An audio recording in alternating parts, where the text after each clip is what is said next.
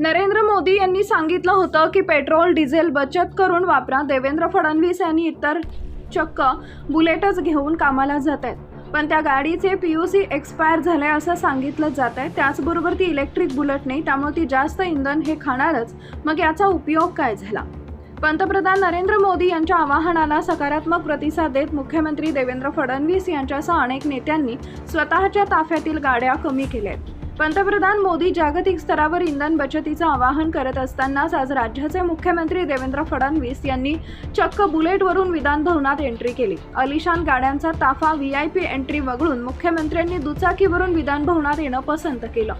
फडणवीस यांच्यासोबत मंत्री आशिष शेलार, चंद्रशेखर बावनकुळे ही दुचाकीवरून मंत्रालयात दाखल झाले।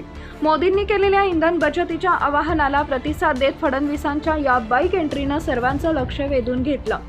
खासदार वर्षा गायकवाड यांनी ट्विट करत संबंधित बुलेटची PUC प्रमाणपत्र कालबाह्य असल्याचं सांगितलंय। यावर भाजपनं पलटवार करत विरोधकांवर निशाणा साधला।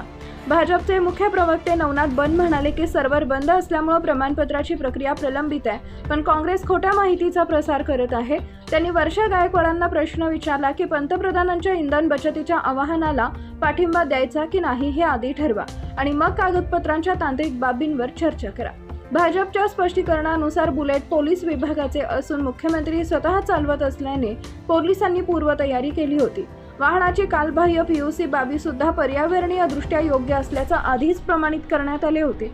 वाहनाची कालबाह्य मुदत ही फक्त तांत्रिक बाब असून त्यावरून जनतेसाठी स्वस्त प्रचार करणं योग्य नाही असा टोला बन यांनी दिलाय।